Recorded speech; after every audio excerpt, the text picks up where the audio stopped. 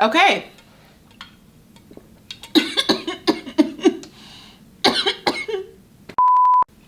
What's up, YouTube? We are trying a new setup.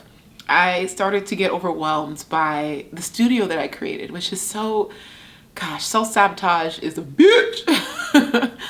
You do something because you are trying to build up the most perfect situation, and then the situation becomes so perfect that it overwhelms you every time you have to do it. So I realized that the process of creating and recording the podcast episodes became so overwhelming that I had to disrupt the pattern. I had to completely disrupt and almost dismantle what I created. So we're trying something new. It's a different setup. I might just stage different setups around my home and see what sticks. I've got my couch right here. That might be next, but just trying it out. I'm just really happy to be doing the video podcast again, and hopefully we will stay more consistent with a less overwhelming setup. Who knows? But this episode's gonna be good. It's gonna be good, and I'm excited for y'all to get into this. So be sure to subscribe and like, comment, share, all the things. I really appreciate all the support that I'm getting on YouTube. So let's go ahead and get started with the podcast.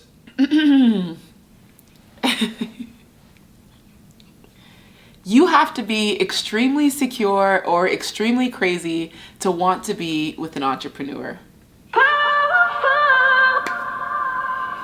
You think are as powerful.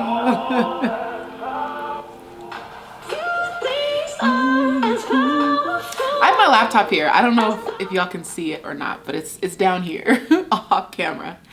Hello and welcome to The Glow Show, Season 2, all about you, where I help you navigate a new area of life, business, or social media. As an empath who has dedicated her platform to education and service, I'm honestly learning as I go, but sharing my lessons along the way. In fact, I wrote an ebook called 100 Greatest Life Lessons, and you can currently get the unfiltered version at learnwithglow.com. Learning, living, and laughing out loud, only on The Glow Show. Why is that happening? Do you hear that? It's like the slowed down version. I messed something up, but I have no idea. Okay, let me just cancel that. Hello everyone, and welcome to episode 53. We've got just over a dozen episodes left in season 2, which is kind of exciting because season 3, I'm gonna tease it a little bit, but it's a train and I don't know if y'all can hear it. I always pause for the train just in the case that I have really bad audio. Okay. So I'm going to tease season 3 a little bit, but it is going to be an interview style podcast. It's going to be consistent. It's going to be weekly, but I'm going to bring my friends on. I'm going to bring some experts on. I'm going to bring some of the dopest people that I know on the podcast, which is really exciting because I've got to meet some really dope people. And that's my phone. Who would be calling me at this time? Okay. I've got to bring some really dope people onto the podcast, and a lot of the people that I know, especially the big name people, I don't really talk about them because I respect their privacy. But if I were to ask them to do a podcast and they knew it would be for public consumption, then it would be dope. So I think, I get to basically share and, I basically get to share here's what the podcast I'm hoping it's going to be. Public conversations of private matters. No, that's really, no. Okay, it's private conversations on public matters. So conversations that we would usually have in private. It's almost like this season 3 will be me leaking some of the conversations that I would normally have in private, if that makes sense.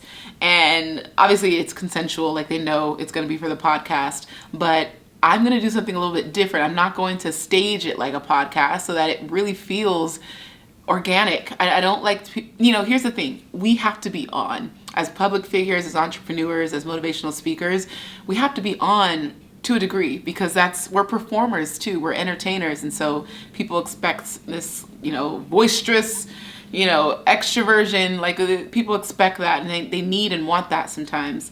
So for us to maybe just be chill and have everyday conversations about nonsense, that could be fun. So Really excited for that. But until we get there, I still have just over a dozen episodes left in season 2 where I'm still talking about how to do certain things or how to manage certain things, how to prepare for certain things. So as I'm writing out the remaining episodes of season 2, I'm excited and hope that it continues to serve you all. This podcast, if anything, is my own public therapy. It's literally me thinking about journal entries, thinking about everyday things that I go through that I don't know where else to talk about it. So in 20 years, what a blessing it'll be to be able to relive my life in real time because I'm documenting it in real time. Okay, so let's go and hop right into this episode, how to date an entrepreneur. I'm excited. This is funny because I'm almost giving someone the manual, and so maybe now people might approach me and it's so manufactured because they've listened to this episode, but I'm gonna hope not.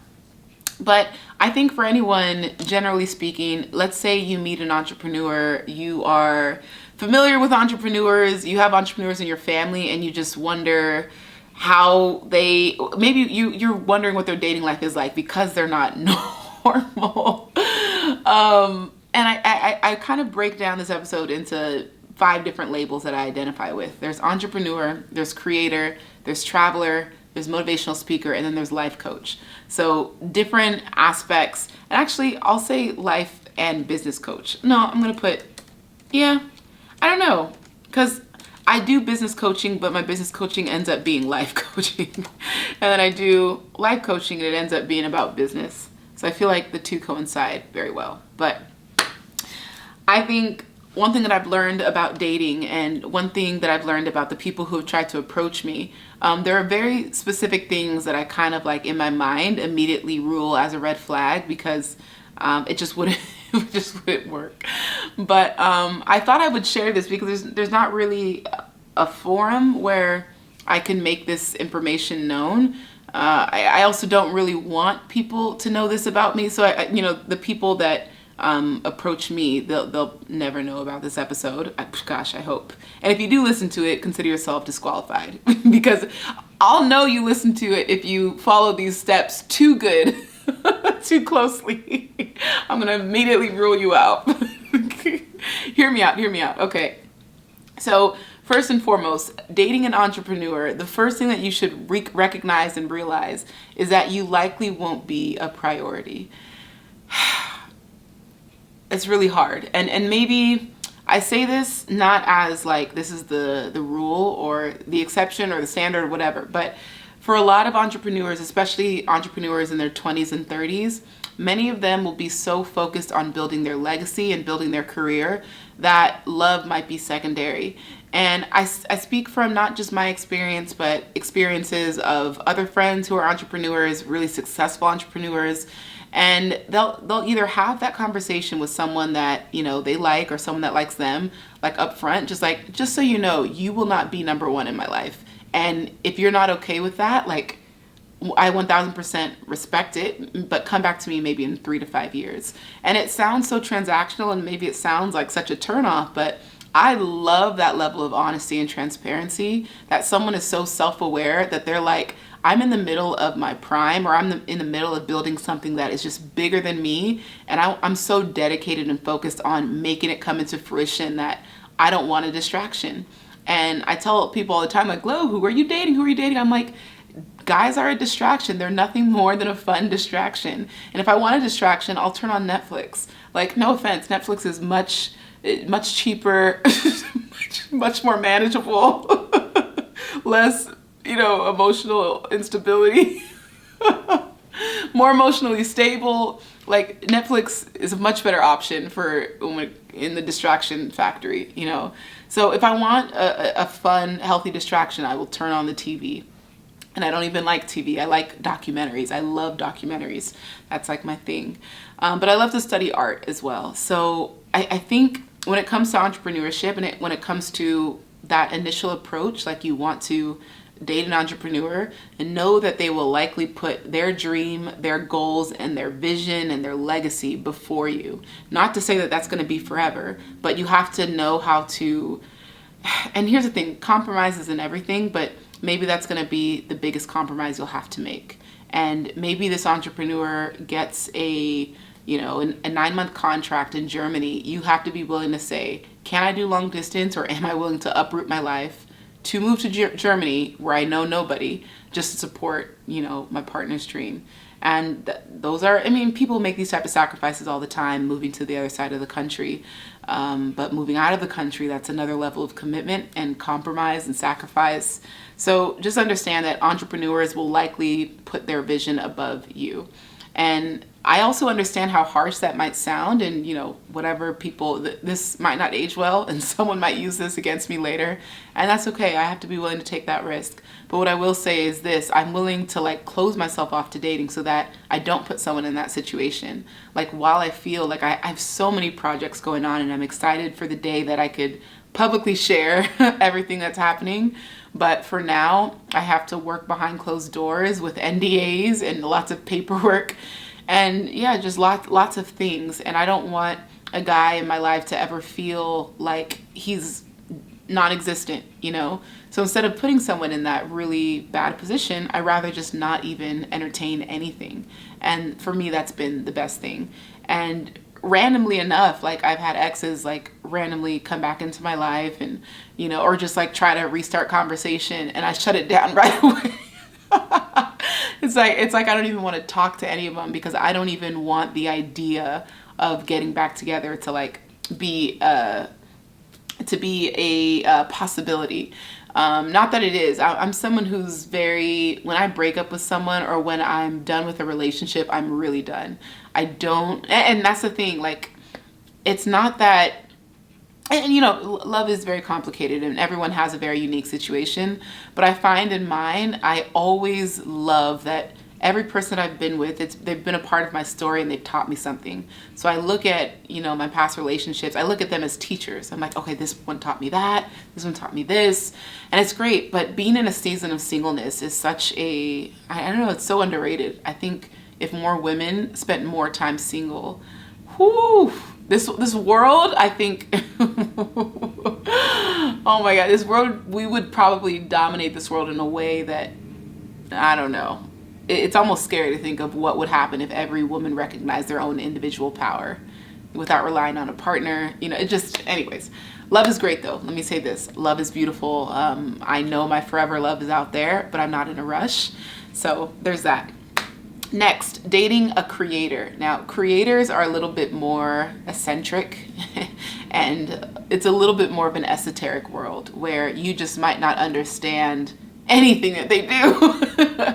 And here's the thing, I have seasons. So all of the labels that I talk about, I operate in different seasons of being a entrepreneur versus a creator. Right now, I'm working on 2 books, or one is a traditionally published book. The other one is a digital product ebook, and I'm putting on an event. So right now I'm creating a lot of things from my vision, and I'm working on my hands to put it into the world. And when you go into that space or that season, it is very strange. And I have rituals that I have to do, and ways that I kind of, sorry.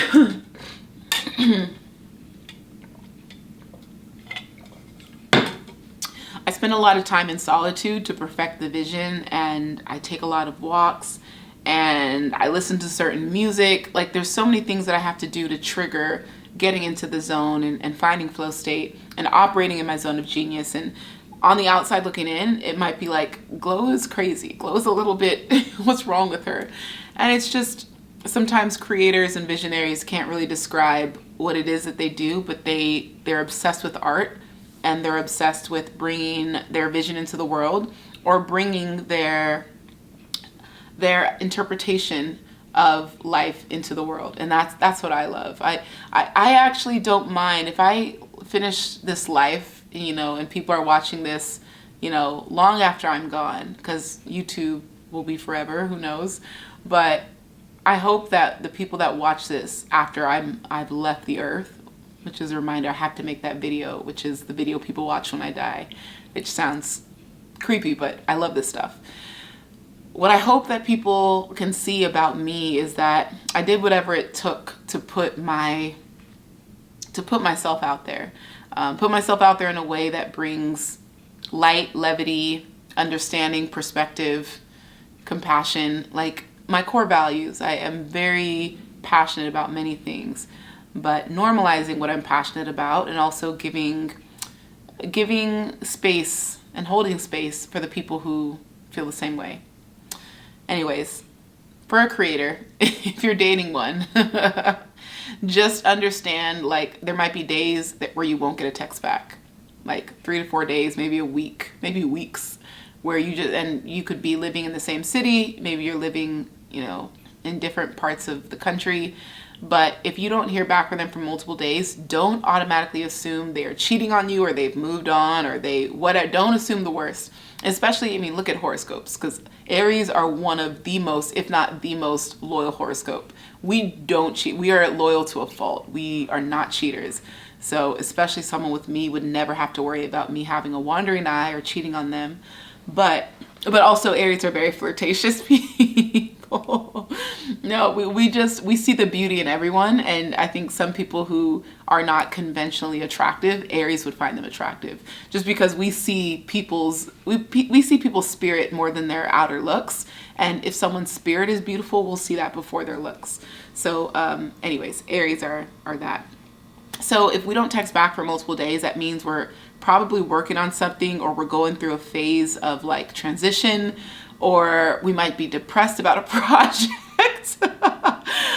Creators can be quite, I don't want to say emotionally unstable, but we can maybe go in and out of moods, because when we believe so badly in something and it's not happening or it's not working, it takes an emotional toll. So it's very heavy. So being with a creator, there's going to be a lot of seasons. There's going to be a lot of roller coaster emotions. And, that might sound volatile, but honestly, the not texting people back right away is what we do to protect them. Like, we don't want we don't want to say the wrong thing, or we don't want to rush any responses. So we literally just take space. We might put our phones on airplane mode for 2 to 3 days and just allow ourselves to kind of cocoon and work on whatever it is that we're dealing and processing with. And creators are also quite sensitive about our art and about what people perceive of our art, because our art is an expression of us. And so we take critique on our art a little bit personal. But that's just, comes with it. So I think there's a Beyonce quote: "I'm an artist and I'm sensitive about my shit." So creatives and artists, one and the same. Next, a traveler. Dating a traveler. Oh my gosh, how to date a traveler. Listen, the best way to date a traveler is to have a passport. Because I remember one of my exes, his passport was different, but he also wasn't actually, I remember one person said, yeah, I've been to about 30 countries, so I've got it out of my system. So if I never travel again, I'll be okay. I was ready to break up with him on the spot. I was like, "Ooh, baby, this ain't gonna work." This is not gonna work. And here's the thing. I think, especially when it comes to Europe, you see one castle, you've seen them all. I get that perspective. And especially in the boom of, just the 2010s, that era, everyone was traveling. It was just the millennial travel boom was like at its peak. It was exciting because everyone was a backpacker. Everyone was seeing the world. But if you don't want to, because it's not about the travel, it's not about counting passport stamps, nothing like that. It's about your level of curiosity and your desire to constantly discover. If you get to a place where you feel like you know everything and you no longer want to learn about the world, again, for an Aries, we get bored quick. We're going to get bored of you.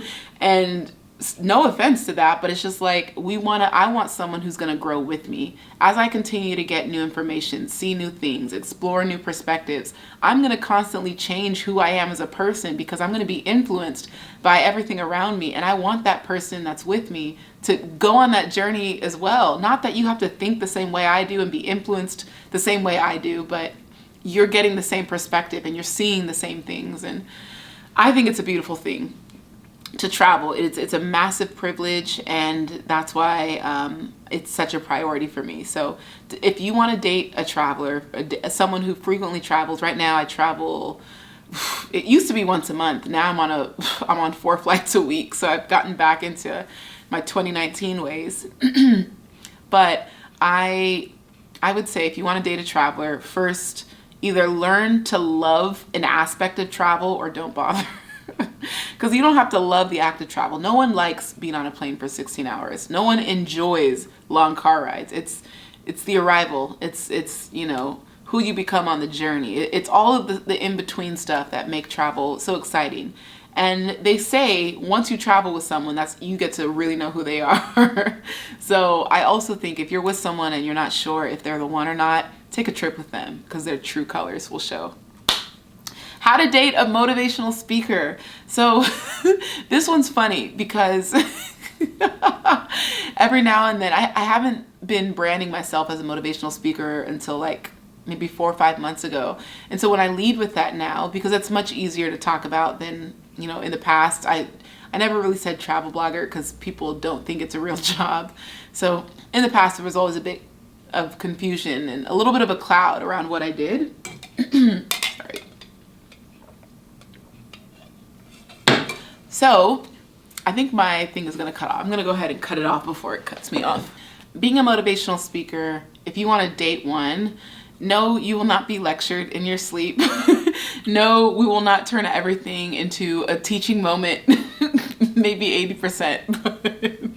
And no, we actually won't be motivated 24/7. I think I've gotten that question a lot. Like, how does someone motivate a motivational speaker, or are motivational speakers always motivated? And the answer is absolutely not. Like, the same techniques I teach, I have to run myself through.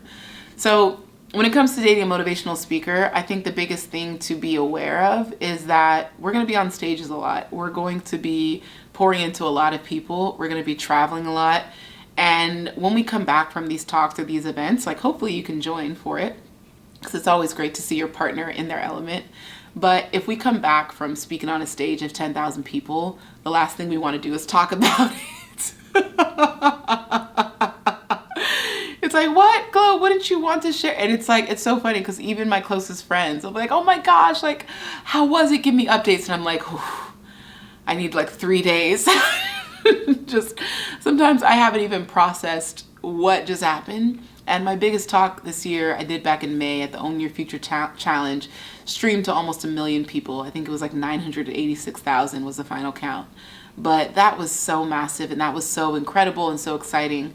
And yeah, I think it took me a while to just even process what I did. And I think what also happens with a lot of motivational speakers is when we get on a physical stage, we black out in terms of like flipping on a switch into our alter ego or into a whole nother person or persona. And a lot of my public speaking style is modeled after, there's a little bit of church, a little bit of comedy, a little bit of school. So in comedy, you're doing reenactments, you're laughing, you're joking. In church, you're getting loud with it. You're getting people gospel. And then in school, you're teaching hard lessons and giving hard truths. So there's just a lot of weaving in and out of emotions. The tonality changes, and there's just a lot. So it's a performance at the end of the day.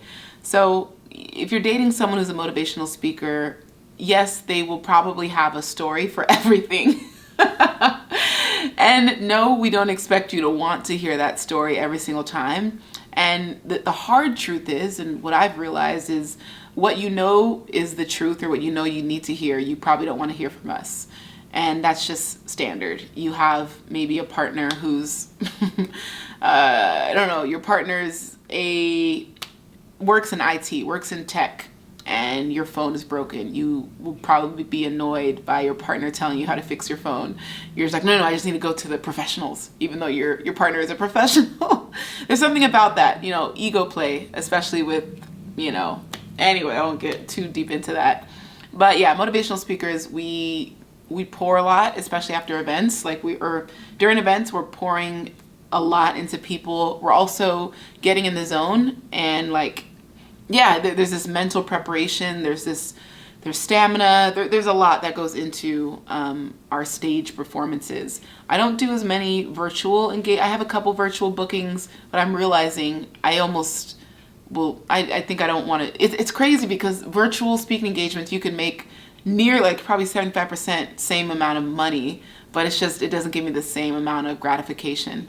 But no, it's still incredible. But I think the whole getting on a plane, being in a hotel, arriving into a studio or arena like that type of, I don't know, atmosphere kind of adds to the excitement of what it means to be a motivational speaker. So that's that. Okay, and last but not least, how to date a life/business coach, or things to look out for. So like I mentioned, I've helped, hundreds, if not thousands, definitely thousands of people with their businesses online through my programs and also through speaking engagements. And sometimes with life and business, the two coincide. So if you're a small business owner, there will be life issues that pop up. If you are just living life and wanting to start a small business, like there's so much that go hand in hand. So when you're dealing with someone who deals with a lot of other people about intimate aspects of life and business, it means, again, they will have a story for everything, and there will be a lot of teaching moments in everything.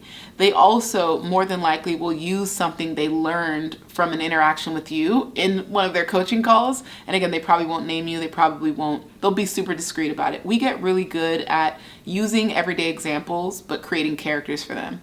I can have an experience maybe with my neighbor, but instead of say neighbor, I'll say like a restaurant clerk, just so I make sure I protect the identity of my neighbor. Even if my neighbor doesn't even know that I'm telling the story, I just never want a story to come back to a person or to be told in a way where it's like, oh, well, someone else connected the dots and realized they were talking about you. Because I respect people's privacy, and not that I'm giving intimate details on these coaching calls, but I do like to use specifics. And so when I have an example that matches, I'll say, oh yeah, the mailman at my last home. And maybe it's not the mailman at home. It's actually just, someone and I saw at a movie theater. Again, super random, but I always change identities to make sure that I'm protecting the privacy of the story that I'm sharing.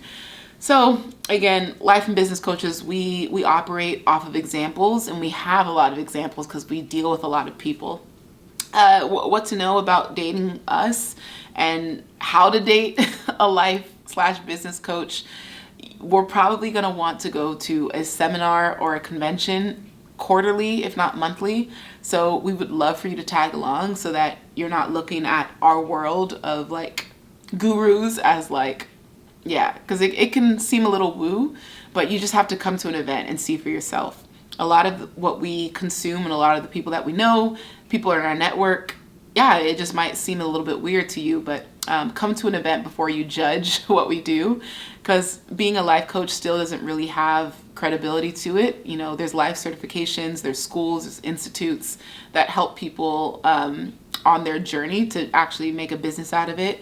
But I think there's still a lot of confusion as to what life coaching is. Like, what do you mean you're going to coach me on how to live my life? And, it sounds kind of basic, but there's really a lot of power in this industry. And it's an exciting space to be in.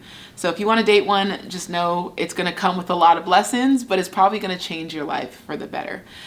You have to be extremely secure or extremely crazy to So like I said, you have to be extremely secure or extremely crazy to want to be with an entrepreneur.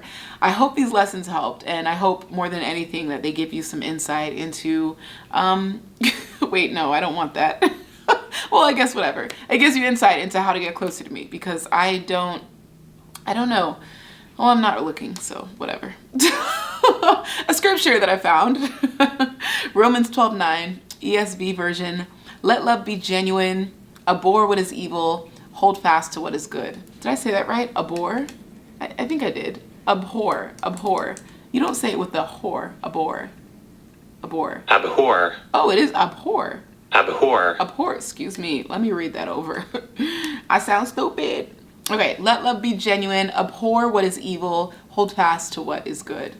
I love the scripture because love should be genuine. Love should make sense. Love should come from a pure place. If you are getting with someone for fame, fortune, or for what it can do for your own career, we will sniff that out right away. And that's just really bad karma to bring into your life. I think even with friends, that level of discernment about who's trying to get around me because of what it can do for them versus who I am as a person is just not good. Okay?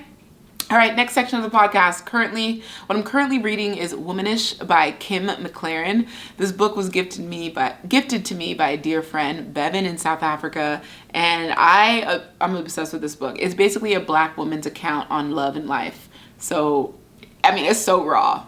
White women, if you're listening to this and you're a white woman, there's a chapter called Becky and Me, and it literally portrays what most Black women think about white women. And when I say most, I'm going to say this in the context of how we've grown up and our experiences with white women. So it's just really fascinating. And it's honestly, a lot of the words that I read are things that I couldn't really say out loud because they'd be misconstrued. So I adore Kim for her bravery and boldness in calling it for what it is and saying things that are honestly tough truths to hear. All within context, of course. What I'm currently thinking is that I need to identify the source of my restlessness. Every time I feel my anxiety flare up, I'm just like, why? So the sooner I can find the source of my restlessness, the better I'll sleep, because sleeping is always something that is triggered when I don't feel at home, if that makes sense.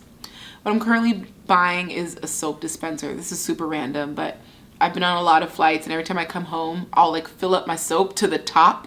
And this is my kitchen soap, which I keep inside the tub sink.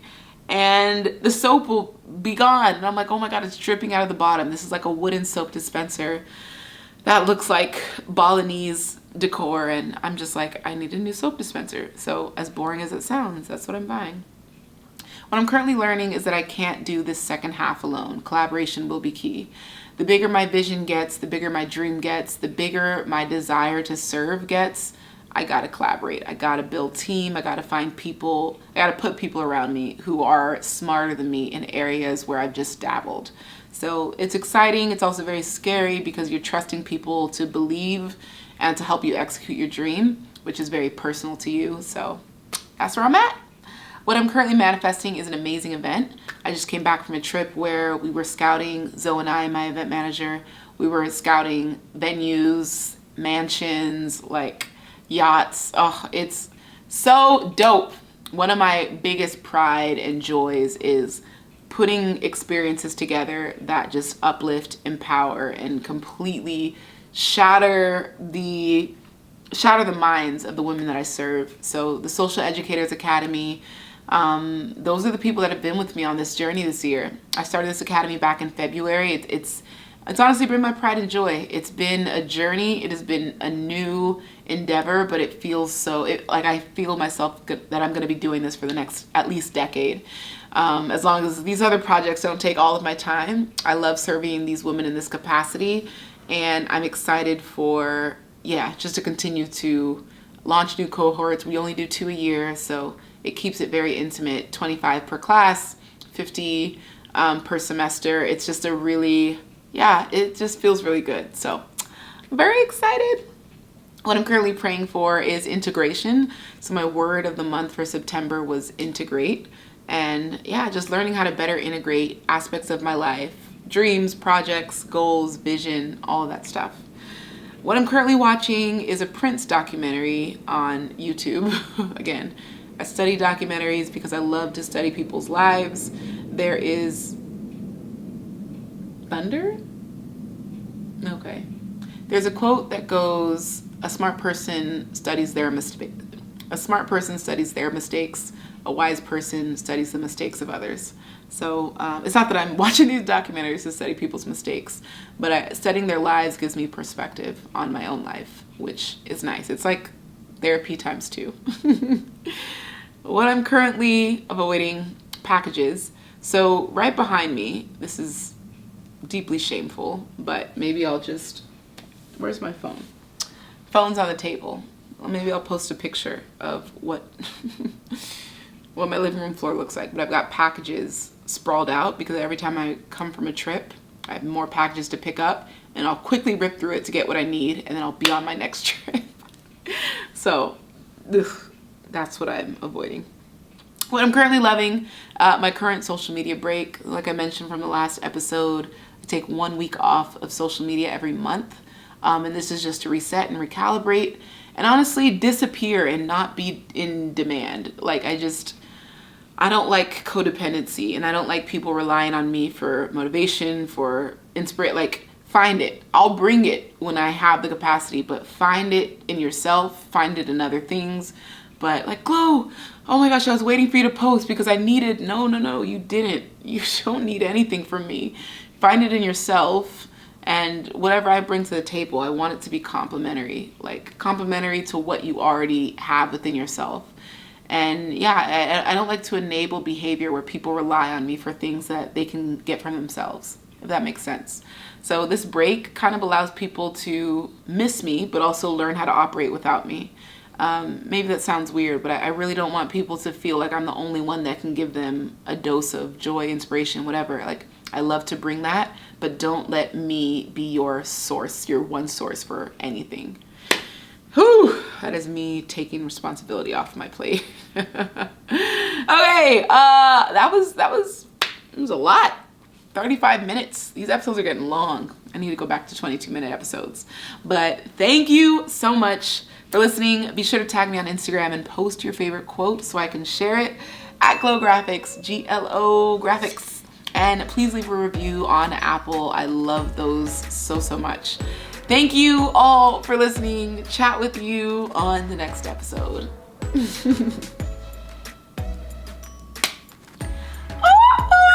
Hi, Ethel. Okay, that was good. Now, can we get this uploaded today, tomorrow, tonight? I don't know. We're gonna try to do that. We're gonna try to flip these over really quickly, but that was great. I'm glad I was able to get that recorded. I don't know what you all feel about this. I don't know, this feels more homely. This feels more maybe approachable. This feels more casual. Maybe this is more of like a sit down. I'm literally on like a poof. So it's like, yeah, it just feels a lot more chill, but maybe this is really busy. So leave me a comment and let me know if you prefer this background as opposed to my table with the leaves. We're experimenting. I'm gonna experiment for a bit more, but I definitely wouldn't have got this episode recorded if I did not just sit down and do it wherever I felt comfortable, which is here. So, bang! All right, let me download this episode. Download this episode. Yeah, 35 minutes is a long episode. I hope y'all don't mind. I hope, oh, I can't get up.